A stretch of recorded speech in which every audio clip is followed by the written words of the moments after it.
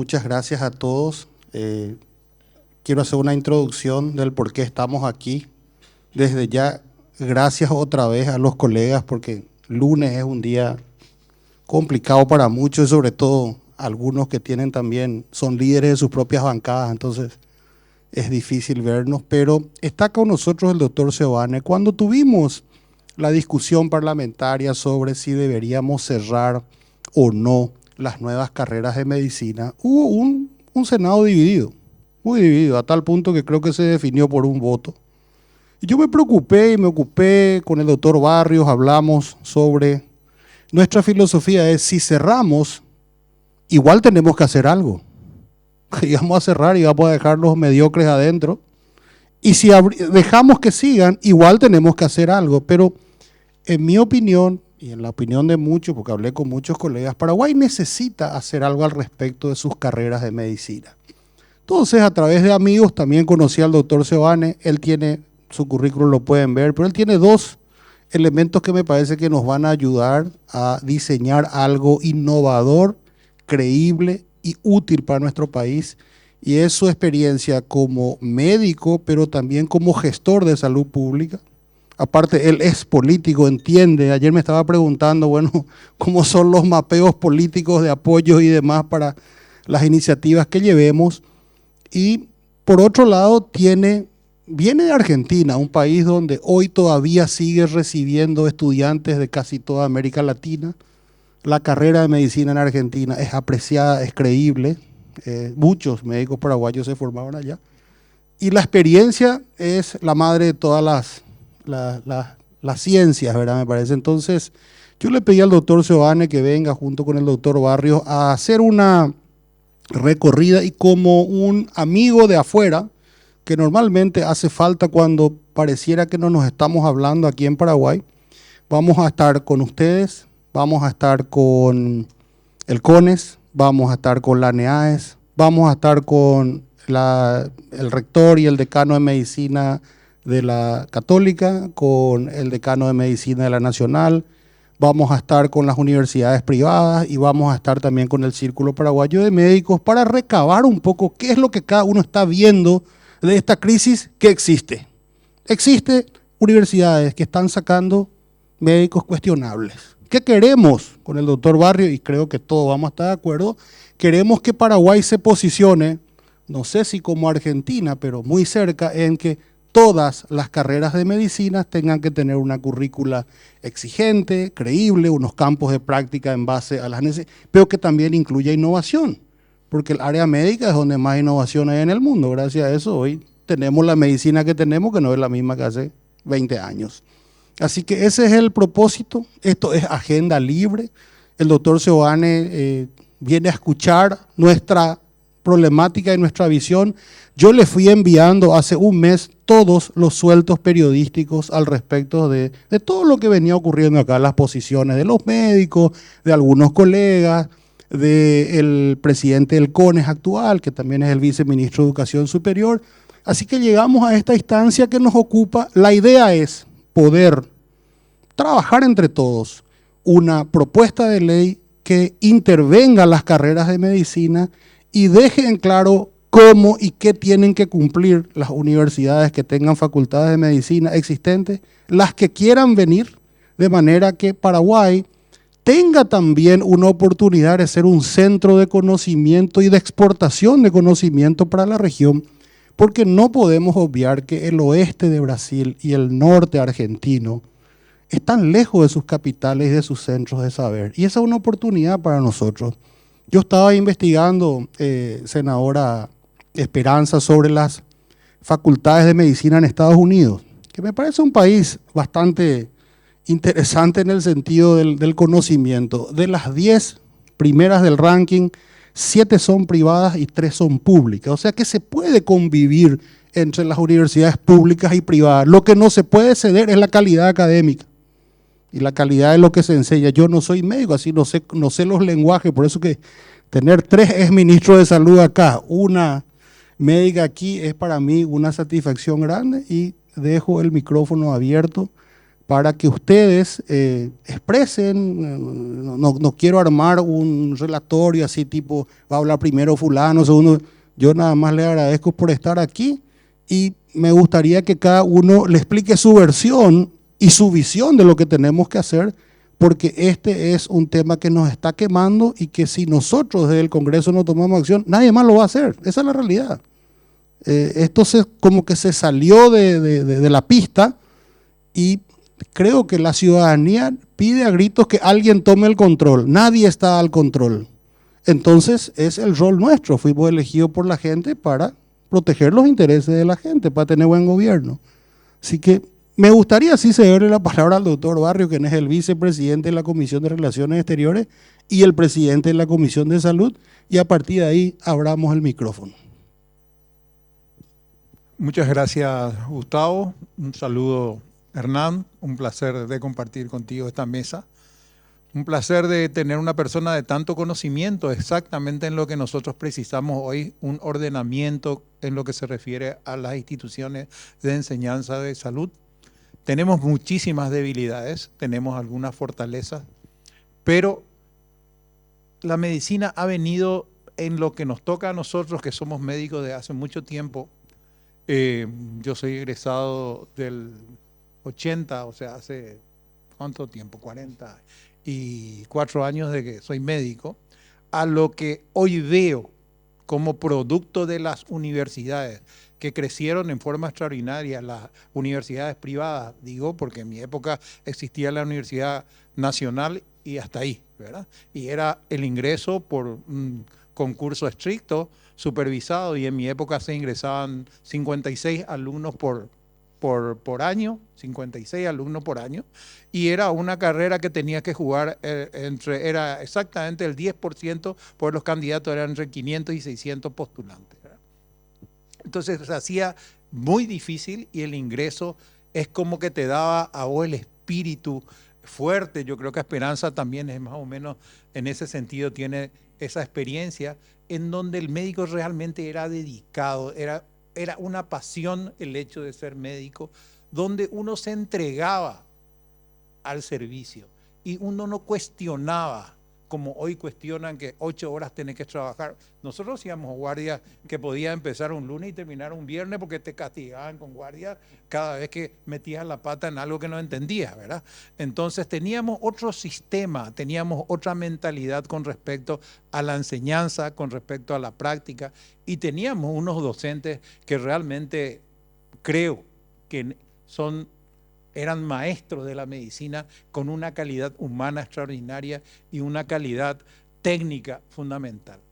Mira, en contrasentido, mira, cuando yo estaba en ese proceso, en el gobierno de Stroessner, yo era médico del hospital de policía, o sea, era policía. Y mi maestro era el profesor Riar, que era presidente del Partido Liberal y un ex candidato del Partido Liberal a la presidencia de la República. Y era un señor con el cual yo me llevaba de forma extraordinaria, y él cada vez que me veía me venía a llevar preso, ¿verdad? Porque a veces me iba yo al servicio uniformado y ahí me cambiaba, ¿verdad? Y le digo, no, profesor, vengo a trabajar con usted. Y la dación que tenía este tipo de gente, y mucho, el profesor Bestar, el profesor Boehner, o sea, innumerables personas que han contribuido a la enseñanza de médicos en este país. Hoy ya no lo tenemos. Esa brillantez que tenía la Universidad Nacional, yo creo que, no sé qué pasó, se fue deteriorando, aparecieron las universidades privadas, no sé qué pasó, pero hoy el médico realmente uno no le ve con esa pasión y esas ganas de aprender y de dar el servicio a la gente, que es lo más importante, el hecho de querer atenderle a la gente, el querer tocarle al paciente, el querer meterse en la cabeza de ese enfermo para saber qué siente. Hoy las consultas son, o los exámenes clínicos son leves, llenos de órdenes laboratoriales que a muchos no son necesarios, que se podría superar con un buen examen clínico. Y bueno, y fue pasando y pasando. Me tocó a mí, como ministro de Salud, tener hasta disgustos internacionales, porque nosotros acá en este proceso ya actual tenemos una carrera para la residencia y tenemos unos exámenes que se tiene que rendir para ser premiado con la posibilidad de hacer una residencia en una especialidad, ¿verdad? Y hoy en día se presentan aproximadamente 1.500 médicos y hay una plaza que no supera los 500, ¿verdad? O sea, tenemos una alta formación de médicos y tenemos una poca capacidad de formación de especialistas o de médicos que puedan tener un buen conocimiento y una buena formación en ese sentido, ¿verdad? Entonces, se generan una cantidad de temores, se genera una cantidad de rumores. Tenemos instituciones que no cumplen su rol. Acá tenemos instituciones como la ANEAE o el CONES que se encargan también de esta parte. Y entonces, esto lo hemos conversado con Gustavo después de todo lo que vemos, después de todo lo que oímos y de todo lo que sentimos que ocurre, porque al final del postre decimos, los médicos que salen ahora son los médicos que nos van a atender a nosotros, ¿verdad? No, no. Y bueno, necesitamos tener una formación tremenda con respecto a estos médicos. Para que tengan más o menos una idea, porque muchos decimos, hay muchas universidades, cierto, hay universidades que tienen en su primer año 1.500 alumnos, o sea, teóricamente 1.500 personas que se podrían recibir de médicos, o sea, tendríamos que tener una cantidad suficiente de médicos y no la tenemos.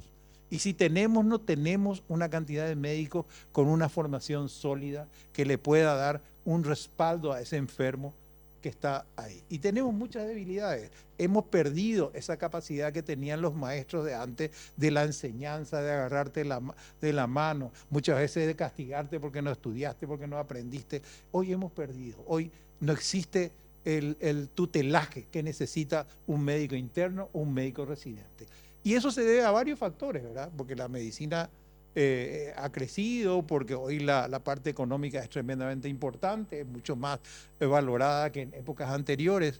Entonces no tenemos tutores de todo tiempo, o no tenemos luego tutores en las facultades. Entonces envían a los hospitales, porque existen hospitales, tenemos campos de práctica, pero muchos de esos hospitales son únicos en una región y de repente en esa región hay 5 facultades y tenemos un solo hospital en esa región. El Ministerio de Salud tiene 1.600 establecimientos, 1.600 establecimientos que están ahí que podrían en algún momento, si hacemos una buena planificación, tener universidades donde existan la posibilidad de tener un campo de práctica sin necesidad de que la universidad de por sí lo tenga, ¿verdad? Y tenemos otros lugares donde realmente la saturación de universidades hace que sea imposible la buena formación de un profesional. Existen muchas cosas al cual tenemos que ordenar. Y yo creo y soy un convencido que el médico tiene que ser bien formado. Ahí está el secreto. Y las universidades tienen que cumplir su rol. No pueden existir universidades que tengan que sean laxas con respecto al aprendizaje o laxas con respecto a las notas y que los egresados no tengan una sólida formación para poder después prestar un servicio a la gente. Por eso vas a escuchar muchas cosas, vas a reunirte con las personas que realmente manejan todas estas instituciones, te vas a reunir con colegas del Círculo Paraguayo de Médicos que tienen sus críticas que son, algunas son muy fundadas y otras hay que estudiarlas mejor. Y bueno, y esa es nuestra situación hoy acá en Paraguay con respecto a la formación de nuestros médicos, ¿verdad? Nuestro deseo es que nuestros médicos tengan una formación sólida, que las universidades realmente cumplan su rol y que los órganos de control también lo hagan y lo hagan en forma severa. Si esa universidad no reúne las condiciones, pues que se cierre. Y esa universidad sí reúnen, que lo hagan de acuerdo a todos los méritos académicos que tienen que tener. Así que en ese sentido no tenemos más que el deseo de que las cosas se hagan bien. No sé si Esperanza querés o Julio querés agregar algo a todo lo que yo digo. Bueno. Las más jóvenes primero. Él ya fue mi profesor, por eso cuando yo era jovencita. Bueno, buenos días de nuevo para todos y para todas. A nuestro invitado especial también una bienvenida cálida y espero disfrute de nuestro país, que es cálido en todos los sentidos. Sobre todo en el climático es peor todavía. Y bueno, y a los colegas aquí agradecerles su presencia, y realmente es un tema que en los últimos tiempos ha sido colocado en el debate público a razón de que veníamos discutiendo la posibilidad, no de cerrar, sino de suspender la apertura de nuevas carreras de medicina por 5 años. Eso fue debatido y perdimos por un voto. Llamativamente hoy el organismo rector, que es el CONES, que habilita, ha hecho lo mismo. Pasó 3, 4 semanas y nos dieron la razón. Ahora, ¿cuál es el problema a mí de fondo? Yo creo que una cosa son las carreras de medicina de grado, que son las que han aumentado en este periodo de 2, 3 meses. Se habilitaron 4 carreras en la zona fronteriza entre Pedro Juan Caballero y Foz de Iguazú. Funcionan, creo que hoy, 9 facultades de medicina, cuyos campos de práctica son el hospital regional, que a todas luces no puede sostener 6 carreras de medicina, aparte hay carreras de enfermería, etcétera. Cuando uno mira la cohabitación de todas estas carreras, implicaría que un paciente es visto por estudiantes desde las 6 de la mañana hasta las 8 de la noche. Y eso es insostenible, inhumano. La mayoría de los estudiantes vienen del Brasil, hablan en portugués, no se les obliga a hablar en español, y nosotros tenemos la carga importante social de que en el Paraguay hablamos en guaraní. Y la gente que recurre al hospital público con más razón se expresa en guaraní. Cuando fue el periodo anterior, yo fui ya senadora en el periodo anterior, recibimos una denuncia del hospital de Pedro Juan Caballero, donde se dio algo así como 6 mortinatos en menos de 4 meses. La comunidad hizo una carpa alrededor del hospital y mandó una nota a la Comisión de Derechos Humanos, donde estaba colega Hugo Richard, que es de mi equipo político, digamos, y yo estaba en la Comisión de Salud, y las 2 comisiones en forma conjunta hicimos una audiencia pública ya por las denuncias de la calidad de la atención. Entonces, nosotros estamos cerca de 49 facultades hoy. El problema es que, aparte de los problemas propios de la carrera de grado, que implica la apertura sin la posibilidad de que sean obligados a tener hospitales escuela, por lo tanto, el problema más grave son los campos de práctica. Y sobre todo porque está concentrado en lugares donde el sistema público ni el sistema privado, si quisieran hacer acuerdos con el sistema, puede dar las posibilidades del desarrollo en condiciones deseables. El otro problema que se genera es que al terminar la carrera deberíamos de ofertar posgrados, y esa es una de las cosas que no ha crecido en el Paraguay. Entonces, sacando todas estas universidades privadas nuevas que se han desarrollado en menos de 3, 4 años, 5 años, y vemos las más antiguas, aún esas más antiguas no pueden, digamos, pasar al sistema de posgrados, que es el CONAREM, y tener oportunidades para que todos los médicos que salgan de la carrera de grado entren al posgrado. Y ese es un problema grave, porque hay países, yo recuerdo en la década de los 70, los 80, muchos paraguayos y argentinos, chilenos se fueron a Estados Unidos cuando el sistema se expandía hacia el interior y se necesitaban médicos, y llevaron médicos de toda América Latina. Pero la política era muy clara: traemos médicos de grado, le metemos a residencias norteamericanas y sacamos médicos norteamericanos.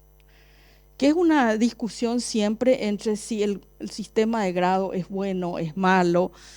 Hasta el peor sistema puede ser mejorado si tenemos un sistema de posgrado que termine, digamos, intensificando una calidad de práctica que termine formando médicos. cosa que tampoco existe y que al contrario, me parece que la inversión debería ir a la habilitación de campos de práctica supervisadas y de buena calidad, y por otro lado deberíamos de abrir el posgrado con una mirada de planificación estratégica en recursos humanos a nivel nacional. No es un dato menor que somos 6 millones de habitantes. O sea, hay territorios como el Chaco paraguayo que tiene 200.000 personas en la mitad del territorio. 4 departamentos en el norte tienen 1.200.000 personas. Y 3 departamentos en el sur tienen 800.000 personas. Entonces es inmoral que nosotros no tengamos una planificación estratégica para que el sistema de salud le atienda. En el Chaco Alto tenemos 89.000 personas y no logramos el parto institucionalizado con garantías, por dar un ejemplo. No digo que todo está mal, pero digo en el sentido de que pudiéramos tener una planificación que no la tenemos, ¿verdad? Y eso es otra responsabilidad. Y después viene el tema de los procesos de habilitación y acreditación, que indudablemente se fueron deteriorando y creemos que hay inficionado problemas de corrupción. Y eso lo asumo yo personalmente. Hay universidades, facultades de medicina en Pedro Juan Caballero que han estado ligados a familias de narcotraficantes, como el caso del señor Rafat, cuya familia estaba ligada a una de las universidades. Hemos tenido, no sé si fue un decano o un jefe de carrera que fue asesinado en Ciudad del Este en un bar, lo cual implica que algo huele mal, algo sucede en Dinamarca, algo huele mal en Dinamarca. Entonces, la posición nuestra y de varios colegas y también de la comisión, yo lamento que no le invitamos a la Comisión de Educación, donde venimos tocando este tema. Nosotros durante casi 10 años en la Comisión de Educación de todos los partidos políticos logramos tener un consenso de no habilitar más universidades y se hicieron, pero puntualmente, una con el gobierno de Taiwán, otra ahora con la Asociación Rural del Paraguay, otra, pero puntualmente. ¿Por qué? Porque se dieron una proliferación no solamente en el área de medicina, sino en carreras como derecho, etcétera. Hay, no sé, 200.000 egresados de muy mala calidad. Y se convirtió en un tema de compra de matrículas acá, para que terminen y vayan a Brasil, y bueno, y ahí entren por algún lado al sistema, etcétera. Por lo tanto, lo que nosotros dijimos es, hay que parar esto, ¿verdad? Suspender por 5 años y entrar, como decía el senador Leite, comparto plenamente su posición, y qué hacemos con las que están, ¿verdad? Y ahí uno de los temas clave es que las carreras de medicina, para ser habilitadas, ya presenten un hospital escuela, campos de práctica concretos, ¿verdad? Y no una situación de convenios con el ministerio, que todos lo hicimos, también yo como ministra, pero que con la proliferación que se ha dado en los últimos años, eso ha desbordado y no tiene el correlato, digamos, de que en un hospital funcione realmente, digamos, la parte académica integrada a la parte asistencial. Entonces tenés una parte asistencial con una práctica y vos podés tener un instructor que viene y dice otra cosa que ni siquiera está en relación con lo que el médico tratante le dio. Estoy inventando posibilidades, pero en el sentido de hacer una cuestión que permita la integración de lo académico con lo asistencial, ¿verdad? Un proyecto académico asistencial, y que eso tenga, qué sé yo, un equipo en cada unidad académica y asistencial de revisión, de control de calidad, de protocolos, de una serie de cosas que creo que por allí vienen las soluciones posibles, ¿verdad? Todo lo que signifique protocolos, todo lo que signifique tener campos de práctica supervisados, evaluaciones de desempeño, el tema de control de calidad, de círculos de calidad en los hospitales digamos, y una gerencia colectiva, ¿verdad? Acá todavía tenemos el director del hospital como el dueño del hospital, ¿verdad? Y los consejos de hospitales en el sentido de que puedan estar integradas todas las áreas en un sistema de control de calidad. Creo que eso podríamos hasta incluso nosotros verlo legislativamente para cambiar el modelo de gestión en los hospitales. Entonces, básicamente es eso, una gran proliferación que hoy sabemos que no tienen los campos de práctica y que la cohabitación de las carreras en un mismo hospital no está demostrada. Ahora nosotros pedimos un informe con otro colega, el senador Rafael Filisola, al CONES, para que nos digan cómo funciona exactamente cada una de las carreras, porque cada carrera trae la suya. Dice, yo voy a estar en el Hospital Nacional, y bueno, yo tengo 800 estudiantes. Después viene el otro y dice, yo también voy a estar en el Hospital Nacional, pero como viene por separado, la pregunta es, el Hospital A, el B, el C, el D, ¿cómo hacen en 8 horas de actividad para estar 800 por cada una de ellas en los campos de práctica? Y eso seguramente es lo que tendrá que ser resuelto en un proceso de mejora de calidad de los que ya existen, a no ser que una evaluación de todas permita el cierre parcial o temporal de alguna de ellas. Me quedo por ahí para darle acá a nuestro ministro. Bueno. A mi profesor por su edad. Anterior. No, soy el más joven. Muy buenos días, doctor, señores senadores, muy buenos días a todos. En realidad quisiera darle mejor la palabra a usted para que nos exponga un poquito cuál es la realidad y cómo deberíamos manejarnos mínimamente. Y quiero darle unos números para que tenga, y de paso quiero hacerle 3 preguntitas. Yo la primera desconozco completamente y soy sincero en eso. ¿Hay un número mínimo de cantidad de universidades de medicina por habitante? ¿Existe esa correlación o no? No existe, ok. ¿Hay un número mínimo de cantidad de estudiantes que podrían ingresar a una universidad? O sea, un mínimo y un máximo. ¿Se podría determinar eso o no? No sé si me explicó. Ok. Ok, la tercera pregunta es, en un mundo ideal, ¿cada universidad debería tener un hospital escuela? ¿Es correcto? En un mundo ideal. Hoy tenemos en Paraguay 23 universidades con 44 filiales. O sea, tenemos 44 lugares donde uno puede estudiar perfectamente medicina en todo el país. El CONES se encarga de la habilitación, la ANEAES del control de que eso funcione como tenga que funcionar, y el Ministerio de Salud lo que hace es otorgar los campos de práctica. Como dijo el senador Barrios, los campos de práctica, a nuestro entender, hay suficiente, considerando que hay 1.600 servicios de salud, 7.500 camas en todo el sistema, y están ocupadas por campos de práctica aproximadamente 90 servicios de salud, o sea, 6%. ¿Qué implica eso? Ahora, vamos a discutir posteriormente probablemente si todos pueden ser campos de práctica, si están capacitados para ser campos de práctica, que es otro problema.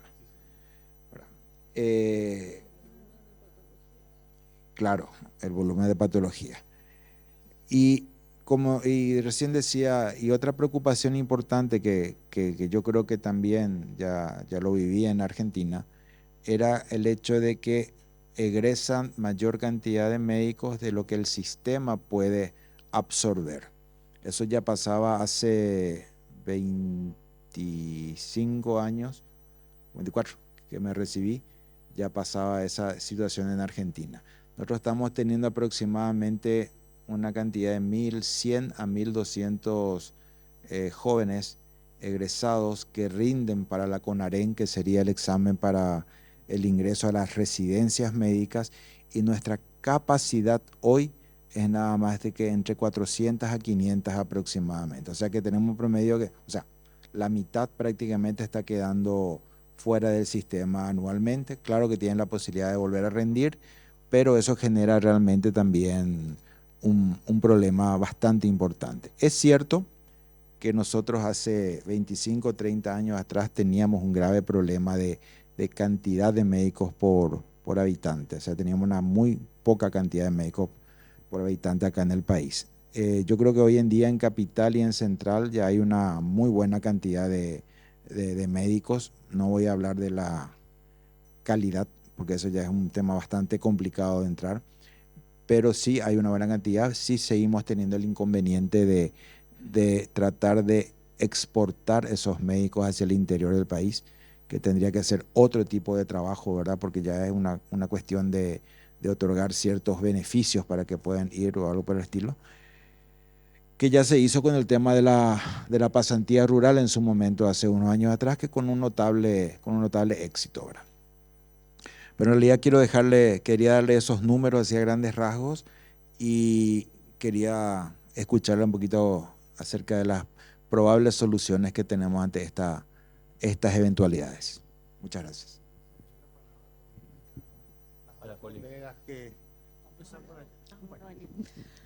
Bueno, muy buenos días, colegas, señor invitado. El tema de la medicina, si bien es cierto, no puedo tener la experiencia que tienen 3 ministros que me antecedieron en el uso de la palabra, con los términos estadísticos y con sus experiencias en la docencia también.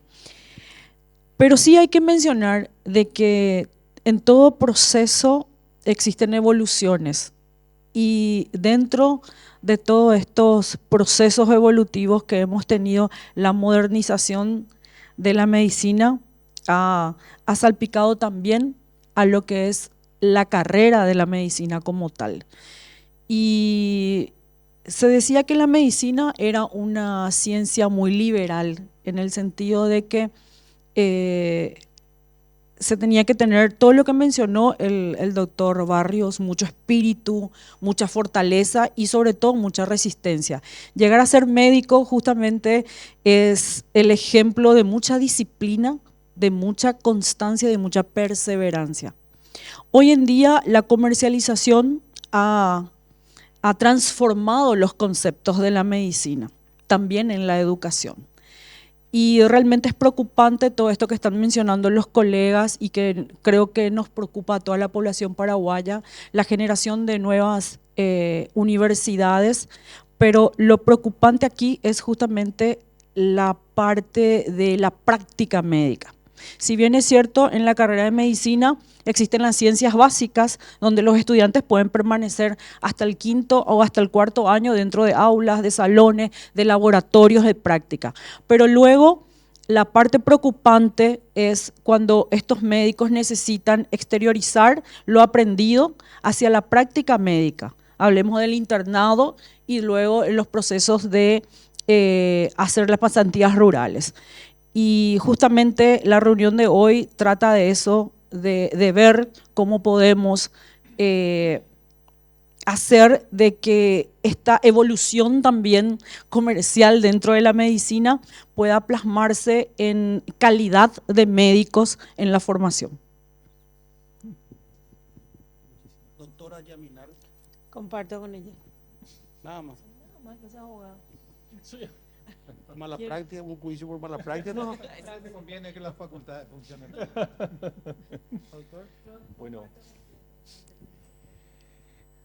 Bueno, muchísimas gracias. Buenos días a las señoras senadoras, a los señores senadores, a los colegas, exministros.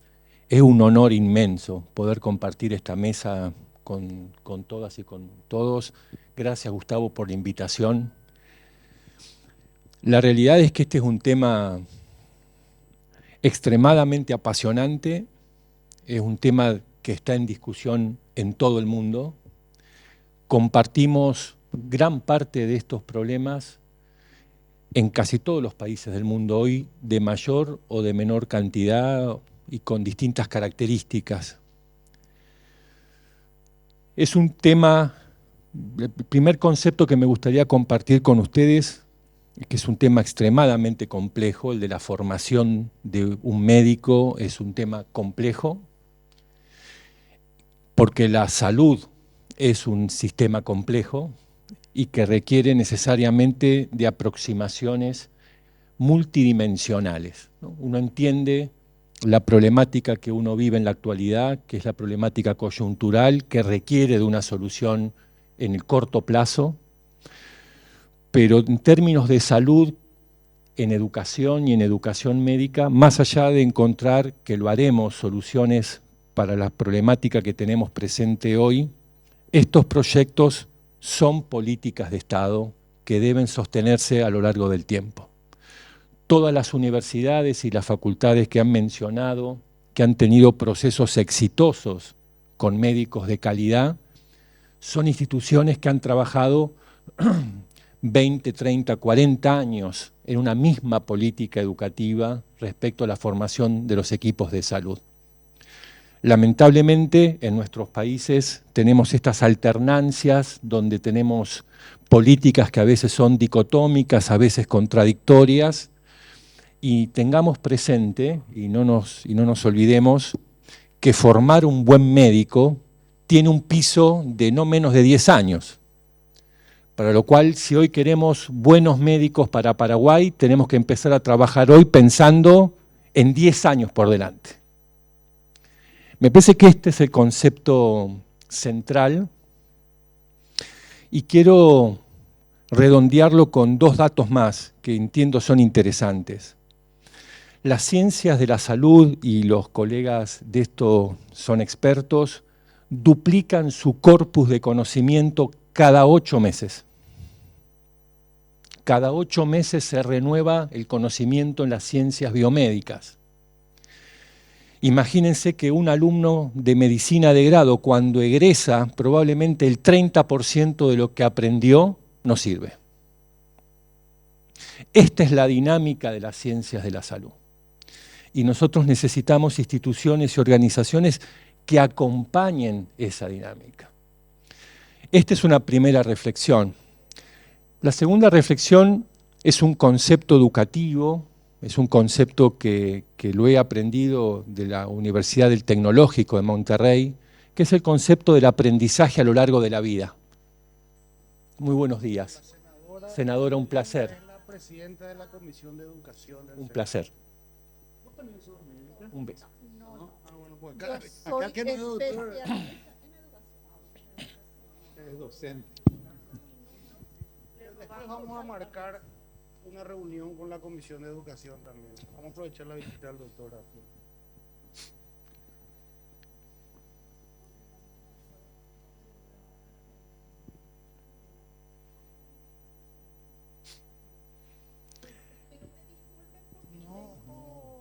Al contrario, el que se tiene que disculpar soy yo, porque iniciamos con salud nomás y después la senadora Esperanza, creo que como muy bien criterio, entonces se trata de educación. Bueno, entonces yo me voy a contactar contigo, el doctor está hasta el miércoles y sí o sí vamos a marcar la reunión.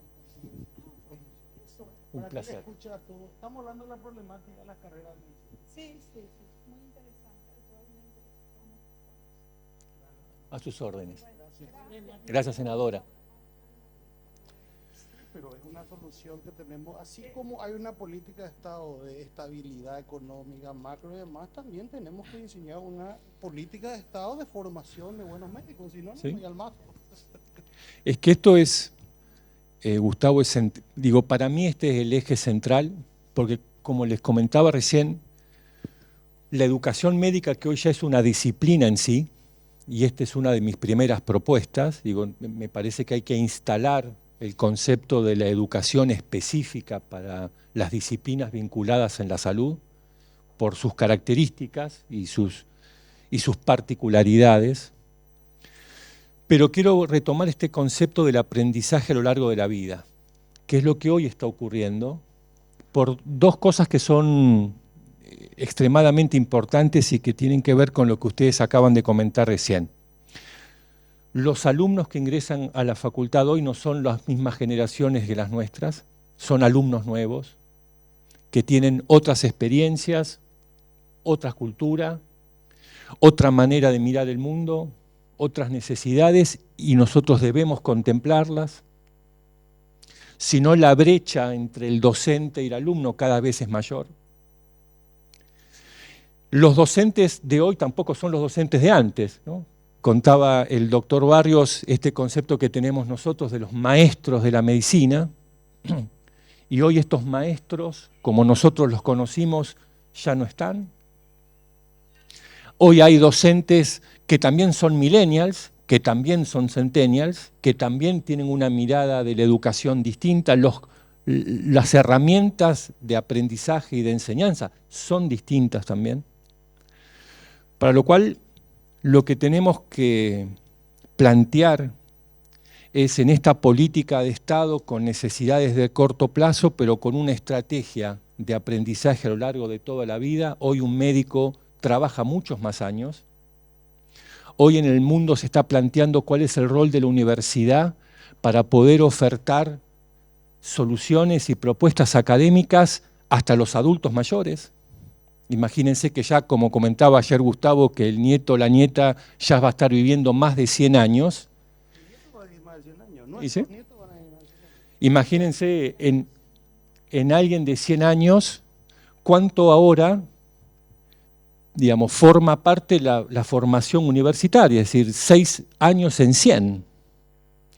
Para lo cual lo que uno está pensando ya es cómo la universidad va a generar propuestas para seguir acompañando en la formación de los profesionales muchos más años de la época nuestra, en donde a lo mejor un médico vivía muchos menos años y dejaba de ejercer la profesión mucho antes. Entonces, es muy difícil separar la formación de grado de la formación de posgrado y de la formación del posgrado. Es decir, la mirada estratégica debe ser larga, aunque uno comience por el principio, ¿no? Y de hecho en Argentina hoy estamos tratando de trabajar con la formación de la educación media, o lo que nosotros llamamos el secundario, es decir, los chicos que salen del colegio, que son los chicos que ingresan al primer año de la carrera de medicina.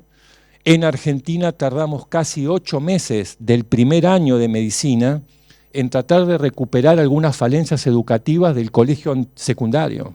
Son chicos que no saben leer de corrido, que no saben comprender un texto.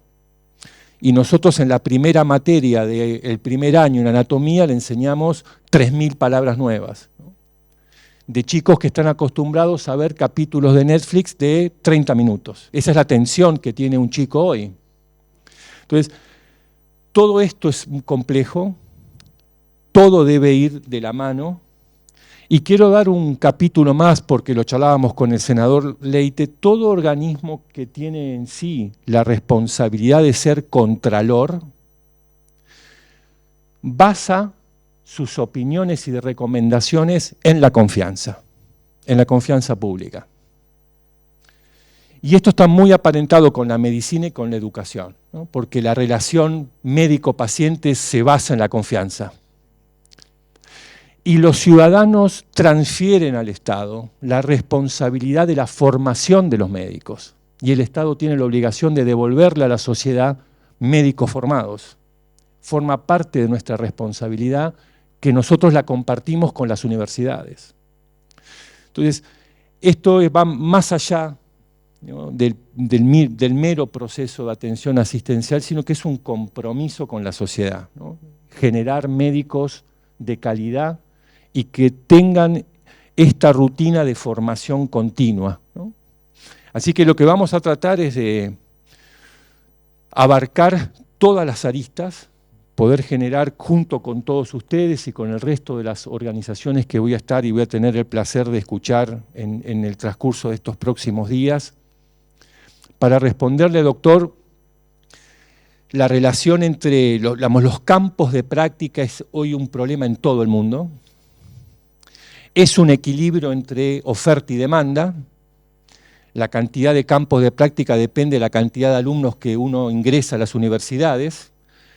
Y está claro de que si uno sigue abriendo facultades de medicina o sigue incorporando una cantidad desmedida de alumnos, Paraguay debería tener una cantidad de efectores de salud inviable desde el sistema propio de servicios de salud, porque tendría sanatorios sin pacientes. Entonces, este es un punto, no puede haber infinitos campos de práctica, porque el campo de práctica no está limitado solamente al proceso educativo. Necesita tener un equilibrio económico financiero que se basa en la prestación de un servicio médico. Este es un primer problema que está ocurriendo en el mundo. Y el segundo punto es que contaba la doctora, es que el campo de práctica no puede ser cualquier campo de práctica, sino que tiene que ser un campo de práctica que le permita al alumno desarrollar sus competencias. Y esta es una palabra que la leí muy poco en los textos en el Paraguay. Lo primero que tiene que uno definir es cómo define uno que un médico es competente. ¿Y competente para hacer qué? Y a partir de esas competencias es el campo de práctica que uno necesita.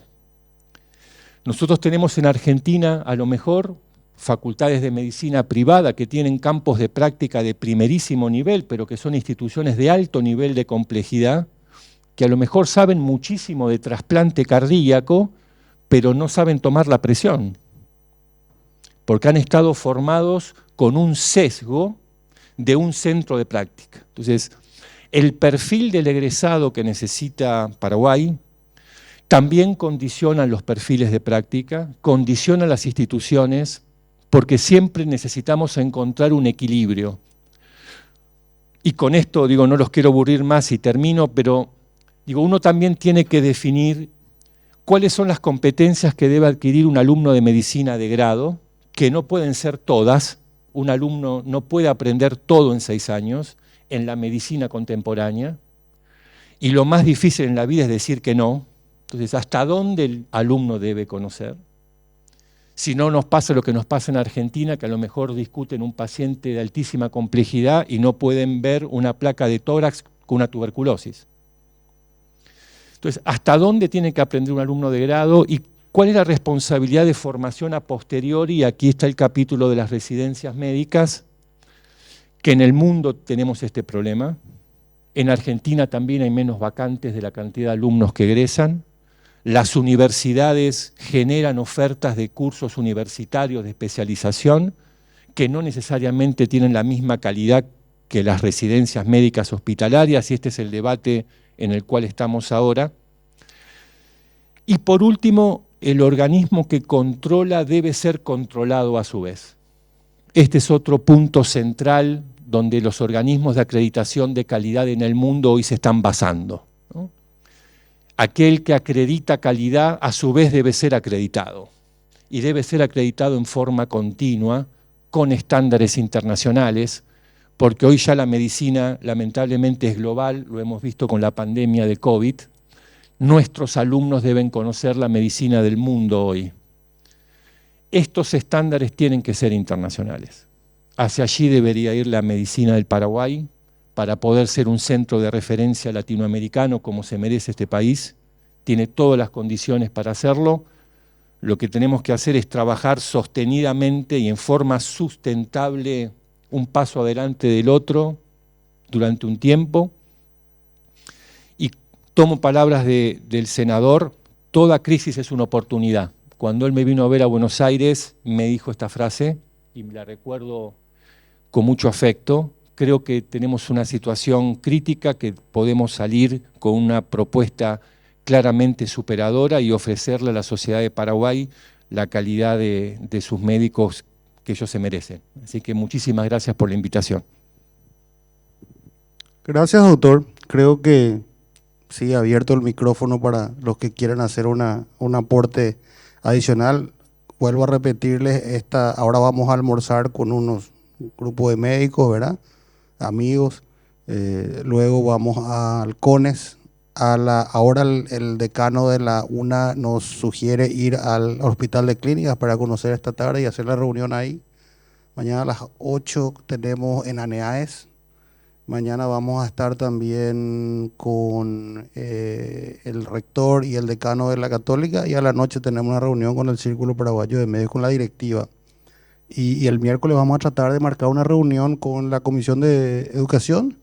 Y bueno, sí, vamos a tratar de hacerlo antes o después, ya es difícil porque él se va a las 3 de la tarde.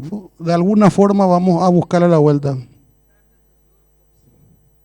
También, él allá maneja nada más que el 70% del Ministerio de Salud de Argentina, así que por Zoom probablemente a alguna hora X. Me estaba contando también, ya cuando uno empieza a trabajar con alguien se vuelve medio amigo, ¿verdad? Y nosotros miramos, ¿verdad? Pero las problemáticas también que tienen estados grandes como Argentina y sobre todo estados federales, ¿verdad? Donde es la coparticipación con la provincia, tira y afloje. Nosotros tenemos dentro de toda una bendición que somos una república unitaria. Tenemos más formas de solucionar el problema si nos proponemos. Pues yo creo que acá existe suficiente capital humano y político para establecer una política de Estado. Vamos a consensuar algo que sea bueno para el país y pues vamos a llevarla, ¿verdad? Pero creo que la visita del doctor Seoane, siempre yo digo, hace falta alguien que viene de afuera, porque los que estamos inmersos en el día a día a veces no vemos. Es mejor ver el partido de la gradería y no del centro de la cancha. No sé, doctora. No, la más antigua. Dios mío, esto que tienen complejos de su edad. No, nosotros habíamos conversado en la Comisión de Educación sobre justamente lo que plantea el senador Leite. A nuestro criterio hay que hacer un equipo nacional integrado por los actores estratégicos, en este caso la NEAES, el CONES, las dos facultades más antiguas de medicina, así como el Círculo Paraguayo de Médicos y las comisiones tal vez del Senado y de la Cámara de Diputados de Salud y Educación, en el sentido de tomar una auditoría internacional que permita revisar esto con pares académicos y que nos den las fortalezas, debilidades del sistema y un plan de intervención a corto, mediano y largo plazo. Por eso es que nosotros decíamos, hay que parar esto, no hay que seguir abriendo. Es más, yo le diría a los colegas acá, en estos 2-3 meses se habilitaron 4 carreras. Lo primero que habría que ver es si estas 4 que apenas iniciaron tienen que continuar o no, porque finalmente terminamos con el proceso avanzado, alumnos que ya están, y ahí se crea una crisis social, porque estamos viendo familiares, estudiantes que invierten, etcétera, y que terminan en un momento cuando vamos a tener que tomar una decisión, como ya se dieron con otras facultades que al terminar la carrera se dudaban entregarle el título o no. Bueno, ya está toda la carga social detrás y eso es mucho más grave. Pero aquí hay que tomar una cuestión internacional, hacer un proyecto de una auditoría internacional y de allí trabajar en un diseño que va a llevar un tiempo, pero que implique todas estas medidas, o sea, una política de la inversión dentro del sistema de salud, el tema de las especialidades, el tema de las necesidades del país, por ejemplo, el tema de especialistas. O sea, hay especialidades en las cuales hay una crisis total, hay especialidades en las cuales tenemos que duplicar o triplicar el número de profesionales acreditados y eso implica una serie de medidas, ¿verdad? Entonces, nos parecía que por ese lado pudiera darse y tiene que ser un pacto nacional, ¿verdad? Un pacto político de todos los sectores, despartidizar esto, despartidizar, que sea la mejor gente la que tenga las mejores competencias y tener una ayuda externa que nos permita hacer una evaluación, como en un momento dado Harvard hizo acá una evaluación del sistema educativo básico y primario cuando se hicieron reformas hace unos años atrás. Bueno, buscar una medida similar en términos de una ayuda externa con estándares internacionales y de allí un plan de trabajo a corto, largo plazo y también un plan de inversión, ¿verdad?, para el sistema. Por allí creo que vendría una salida. Gracias.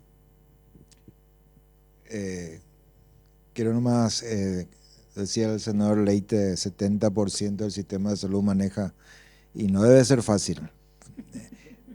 Pero esa es otra historia. Pero vos sabés que esa es la ventaja. Yo estaba viendo que en Argentina había sido que no, ellos no hacen los llamados, hacen los propios ministerios de economía. O sea, vos le das el paquete y compra el Ministerio de Economía. Pero hay una gran diferencia, estimado senador.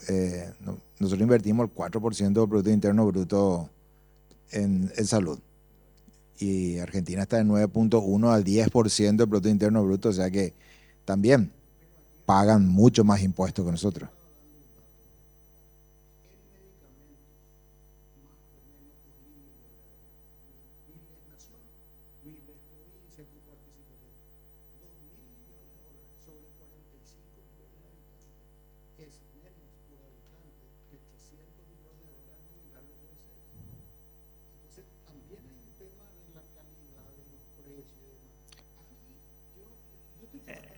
Pero ellos tienen obras sociales.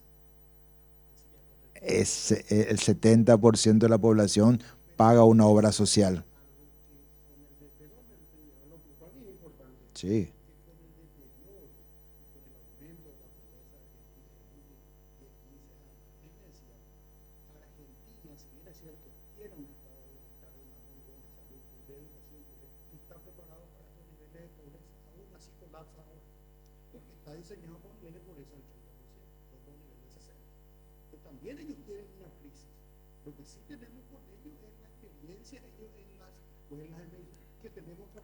Categórico.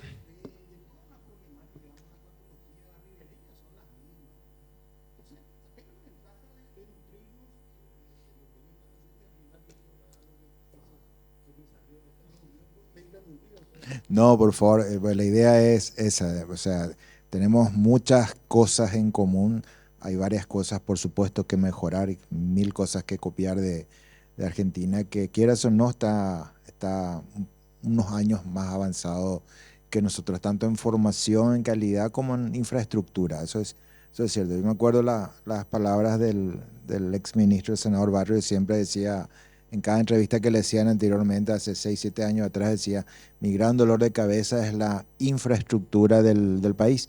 Y realmente es un problema la infraestructura un poco añejada que tenemos con respecto a otros países. Me quedó una duda, doctor, quería dejarle la pregunta.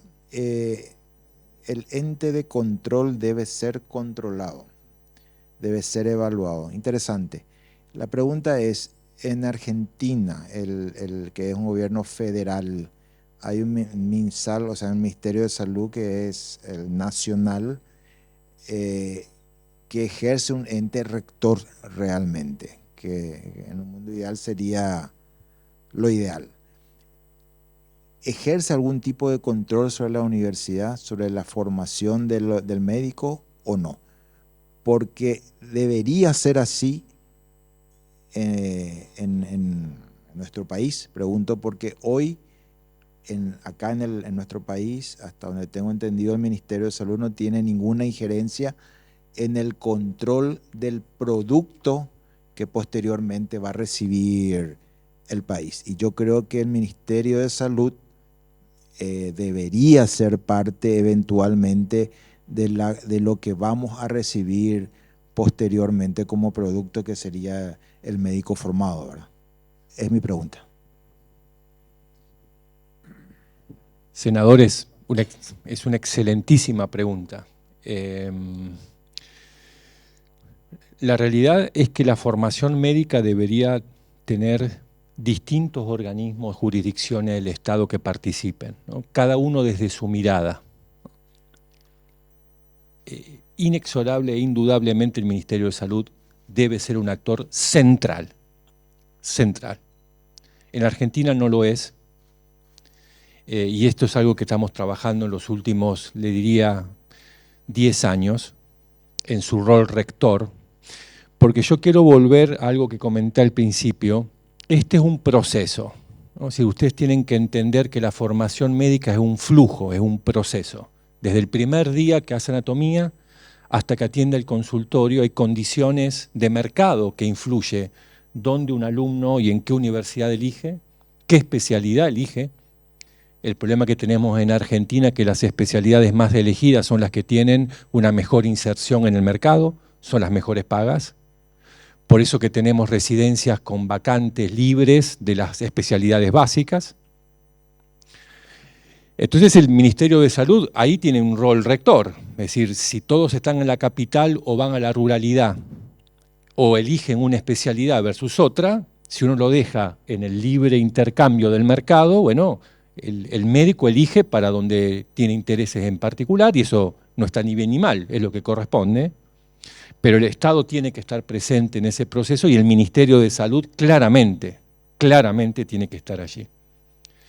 Obviamente que el Ministerio de Educación es otro actor central porque estamos hablando de educación universitaria superior y es un actor que debe estar opinando en términos de modelos educativos y de procesos y sobre todo de sistemas de información, que es algo que charlé anoche con el senador y que entiendo es vital para la educación actual y de los próximos años. Es decir, hoy toda la ciencia se basan en datos. Las ciencias hoy están incorporando la inteligencia artificial para la toma de la decisión basada en la evidencia. La educación necesita incorporar obligatoriamente herramientas de gestión basada en datos. Hoy ya se abrió un capítulo de la educación personalizada y de precisión. Es decir, yo podría, si tengo los datos, entender la trayectoria de un alumno a través de todo este proceso de aprendizaje. Hacia allí es donde la educación debería aportar en términos de sistemas informáticos de gestiones universitarias únicas en donde todos podamos cargar los datos del devenir de estos alumnos. Es más, hasta cuando cambian de universidad por otra, ese pool de datos debería estar a disposición para mejorar las estrategias de enseñanza. Tiene que haber un organismo contralor, que no pueden ser ninguno de los dos ministerios, aunque participe, que es el que acredita como un organismo externo. Este es el organismo que a su vez debe estar acreditado. Es quien cuida al que nos cuida, ¿no? Es decir, siempre la reacreditación de un tercero es importante, porque mantiene al organismo de acreditación de calidad también activo y actualizado, porque también se siente acreditado, sino también el organismo de acreditación se achancha. Tenemos estándares de la carrera de medicina que a lo mejor pasan 10, 12 años y nos actualizan, y hablamos hace un minutito que la medicina cambia su contenido cada 8 meses. Entonces necesitamos organismos estatales, públicos o privados que hagan rectoría de la educación dinámicos, modernos. Entonces eso genera un círculo virtuoso. El Congreso es fundamental porque es la representación del pueblo y comentamos recién que la sociedad transfiere al Estado, delega la responsabilidad de la formación de profesionales que vuelven a dar servicios. Es un rol también innegable. Esa es la mesa para mí. Y quiero remarcar lo último, ya que tengo la posibilidad, porque me quedó algo del senador Barrios que tiene que ver con la medicina como pasión, como vocación. Más allá de las personas que puedan colaborar en este proceso, sean locales o internacionales, nada reemplaza la propia pasión nacional por conseguir una meta de esta envergadura. Eso es irreemplazable, no se lo puede transferir ningún experto internacional. El convencimiento de hacia dónde quiere uno ir en este tema que es la formación de los equipos de salud, no se puede pagar, ni comprar, ni adquirir. Eso es innato. Y eso es lo que ustedes tienen que... Si ustedes tienen esa pasión, todo lo demás son commodities de conocimientos que uno puede, en ChatGPT, digamos, uno ya puede conseguir algunas de estas cosas, digo. Pero lo que es irreemplazable es el propósito que ustedes tienen, hacia dónde quieren llevar este sistema educativo, y la gestión de la innovación y del cambio. Si no hay cambio, probablemente uno quede con los viejos problemas. En Argentina hay un filósofo que dice que la Argentina, el problema de la Argentina es que siempre discutimos problemas viejos y que somos incapaces de generarnos problemas nuevos. Siempre estamos discutiendo los problemas del pasado. La educación médica es un problema del futuro, del presente y del futuro, y eso implica tener las ganas y las agallas de generar un cambio, y para los colegas entender que ser un excelente médico es condición necesaria, pero no suficiente para ser un excelente docente. No todo buen médico es un buen docente.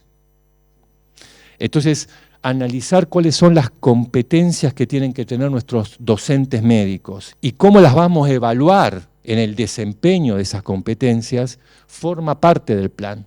Sino que creemos que porque es un médico de renombre, da por hecho de que va a enseñar muy bien medicina, y la historia nos dice que hay un porcentaje que sí lo hace y hay otro que no tanto, y esto lo tenemos que también incluir en la planificación. Gracias. Yo no sé si alguien más quiere decir algo. Yo sé que algunos colegas se tienen que ir, les agradezco. Yo no puedo dejar de compartir con ustedes algo que yo aprendí siendo ministro de Industria y Comercio, y es la centralidad estratégica que permite al Paraguay ventajas competitivas. En el año 2019, antes de la pandemia, 14.000 paraguayos se fueron a hacer atender en San Pablo y Miami. Evidentemente gente de plata, pero si nosotros teníamos calidad médica, se hacían atender acá. Entonces el médico iba a ganar más. ¿Para qué le va a pagar uno de Miami si le puede pagar un paraguayo? Entonces, si nosotros valorizamos al médico paraguayo en sus competencias, vamos a poder crear un centro médico. Rochester, Minnesota. Me tocó conocer, es una ciudad que vive alrededor de la Mayo. Vive alrededor de la Mayo, y vos te vas a UCLA Medical Center en Los Ángeles, 20 manzanas que viven alrededor del centro médico de la Universidad de California en Los Ángeles, que es pública. Entonces, la oportunidad de tener buena salud a través de buenos médicos se va a ir a una oportunidad de que nuestros médicos, atendiendo a los del norte argentino, a los del oeste de Brasil, pueden ganar mejor. Y entonces se va a permear. Entonces, esta es una oportunidad también de colocar a Paraguay como un centro médico de excelencia. No va a ser ahora, pero podemos empezar con uno o dos. De hecho, hay algunos que ya, hay gente del norte argentino que se hace diagnósticos aquí, ¿verdad? Entonces, pero lo otro que me queda también es, y en línea con lo que dice la senadora Esperanza, deberíamos armar este gran debate nacional, pero no podemos perder tiempo. Los debates nacionales son muy importantes siempre y cuando no se alarguen in eternum. Entonces nosotros creo que tenemos toda la capacidad de poner una fecha tope y decir, bueno, queremos tener una nueva visión y una nueva ley que rija estas cosas, porque si Halcones, en vez de darle libre albedrío, le decís, todas aquellas que cumplan estas condiciones pueden ser habilitadas. Y a la ANEAD le decís, esto es lo mínimo que tenés que chequear. Y a la ANEAD le ponemos una agencia internacional de certificación de certificadores, podemos empezar. Pero no sé cómo se hace, por eso yo le pedí al doctor que nos invite, que nos visite y nos ayude a diseñar eso. Pero lo que no podemos hacer es seguir teniendo universidades de garage, porque si las cerramos y no hacemos nada, porque no le vamos a poder impedir que sigan enseñando mal, vamos a seguir teniendo médicos cuestionables. Entonces es momento de la acción. Yo les agradezco por su tiempo. Vamos a seguir, no creo que sea tu última visita a Paraguay. Y seguimos. Yo voy a organizar, senadora, con la senadora Hermelinda, una reunión, si se puede, presencial con la comisión, si no, Zoom, vamos a buscarle la vuelta. Pero la idea es que a través de este diagnóstico, de hablar con todos los actores, el doctor Hernán nos pueda ayudar a sistematizar qué es lo que deberíamos ser nuestros próximos pasos para avanzar y no quedarnos en una hermosa reunión y ¿qué pasó? Y la verdad que no nos pusimos de acuerdo, entonces no hicimos nada. Así que gracias otra vez, queridos colegas, doctor Borba, gracias por tu tiempo.